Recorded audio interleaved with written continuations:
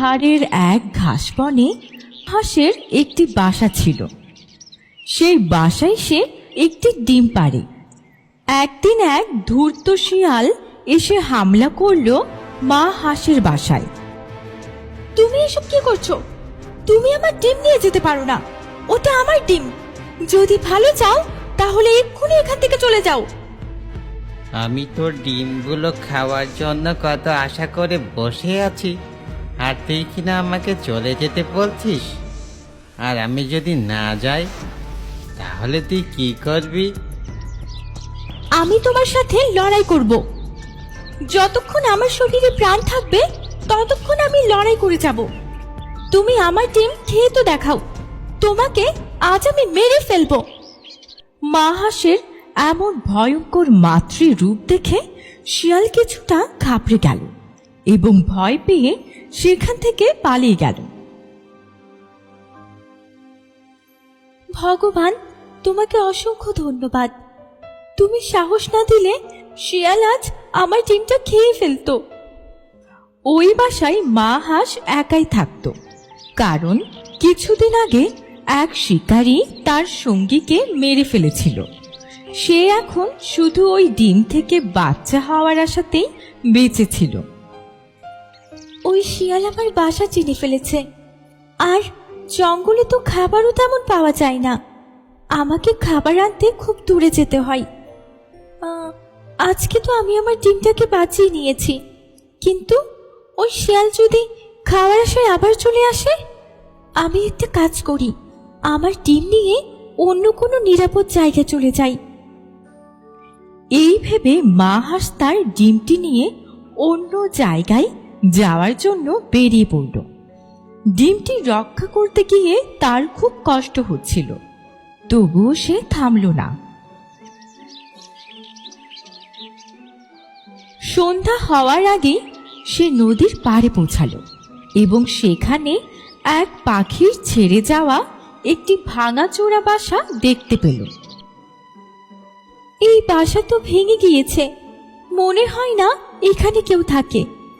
আজ রাতটা কোনো রকমে এখানে কাটিয়ে দিই, কাল না হয় বাসাটা একটু ঠিক করে নেব। তাছাড়া এখানে থাকলে জল খেতেও দূরে যেতে হবে না। এই ভেবে মা হাঁস সেই ভাঙা বাসাতেই আশ্রয় নিল। আর দু একদিনের মধ্যেই আমার ডিম ফুটে সুন্দর ছানা বেরিয়ে আসবে, আর আমার সব দুঃখ দূর হয়ে যাবে। এই ভাবতে ভাবতে সে ঘুমিয়ে পড়ে, কিন্তু রাতে ঘুমের ঘোরে মা হাঁসের ডিম সেই ভাঙা বাসাটি থেকে গড়িয়ে নদীতে পড়ে যায় এবং ডিমটি নদীর জলে ভেসে চলে যায়।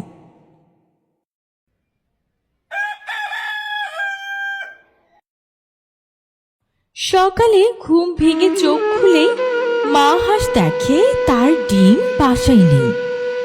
এটা কি হয়ে গেল? আমার ডিম কোথায় গেল? শিয়ালের ভয়ে নিজের বাসা ছাড়লাম, তবুও আমি আমার ডিমটাকে রক্ষা করতে পারলাম না। মা হাঁস ফুপিয়ে কাঁদতে লাগলো। এদিকে ভাসতে ভাসতে ডিমটি অনেক দূরে নদীর এক পাড়ে গিয়ে ঠেকল। সেখানে সূর্যের কড়া তাপে ডিম ফুটে খুব সুন্দর একটি হাঁস ছানা বেরিয়ে এলো। ছানাটি ভয় পেয়ে তাড়াতাড়ি পাড় থেকে উঠে এক গাছের গোড়ায় গিয়ে লুকিয়ে পড়ল। এখানে তো কেউ নেই, কিন্তু আমি যখন ডিমের ভিতরে ছিলাম তখন তো কারো গলার আওয়াজ শুনতাম। তাহলে সেটা কার আওয়াজ ছিল? ছানাটি সেই গাছের গোড়ায় কিছু খাবার পেল, আর তাই খেয়েই সেখানেই লুকিয়ে রইল। অন্যদিকে পাগল প্রায় মা হাঁস নদীর ধারে কাঁদছিল। হে নদী, তুমি আমার ডিম ফিরিয়ে দাও। দু একদিনের মধ্যেই ডিম ফুটে আমার ছানা বেরোনোর কথা ছিল, তুমি আমার ডিম ফিরিয়ে দাও। কি হয়েছে বোন, তুমি এমন করে কাঁদছো কেন? এই নদীতে আমার ডিম পড়ে গিয়েছে, কিন্তু নদী আমার ডিম ফিরিয়ে দিচ্ছে না। আমি নদীর কাছ থেকে আমার ডিম ফিরিয়ে নেবই।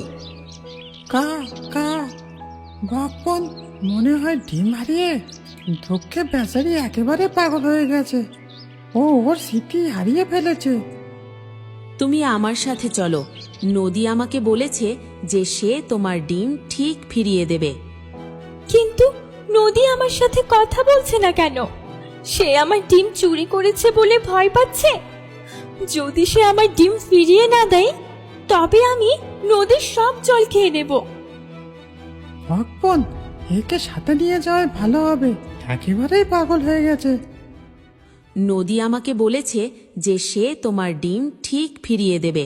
চলো মা হাঁস, তুমি এখন আমার সাথে চলো। বক সান্ত্বনা দিয়ে মা হাঁসকে তার নিজের বাসায় নিয়ে গেল। বকের বাসায় থাকতো তার ছানা। মা, তুমি এনাকে কোথা থেকে নিয়ে এসছো? বাবা, তোমার এই হাঁস মাসিকে নদীর ধারে পেয়েছি। এর ডিম নদীতে পড়ে গেছে আর সেই শোকে এ পাগল হয়ে গেছে। মা, তাহলে তো ওনার খুব দুঃখ। হ্যাঁ বাবা, একজন মায়ের কাছে তার সন্তান হারানোর চেয়ে বড় কষ্ট আর কি হতে পারে? আমি নদীর কাছ থেকে আমার ডিম ফিরিয়ে নেব।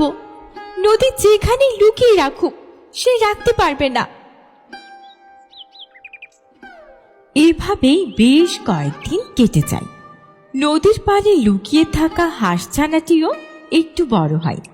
তবে সে এখনো জানতো না যে সে নদীর জলে সাঁতার কাটতে পারে। এদিকে বকের আদরের বকছানাটিও বেশ বড় হয়েছে এবং উড়তে শিখেছে। তুমি তো বলেছিলে নদী আমার ডিম ফিরিয়ে দেবে, কিন্তু দিল কই?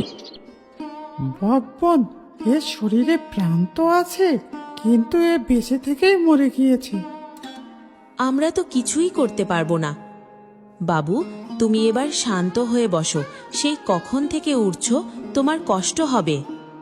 এখন নতুন উড়তে শিখেছে, ওকে বারণ করো না। যত উড়বে তত ডানা শক্ত হবে। মা, আমার একটুও কষ্ট হচ্ছে না, ইচ্ছে করছে অনেক দূর পর্যন্ত উড়ে যাই। যাও, কিন্তু সন্ধ্যার আগেই বাসায় ফিরে এসো। বকছানা মনের আনন্দে উড়তে উড়তে নদীর ধারে সেই গাছটির কাছে গিয়ে বসল, যার গোড়ায় হাঁসছানাটি লুকিয়েছিল। ছোট্ট বন্ধু, তুমি কে? আর এখানে কি করছো? তোমার মা কোথায়? মা? মা আবার কি? আমি তো জানি না। মা হলেন তিনি যিনি আমাদের জন্ম দিয়েছেন এবং আমাদের খুব ভালোবাসেন। কিন্তু আমি তো কাউকে চিনি না।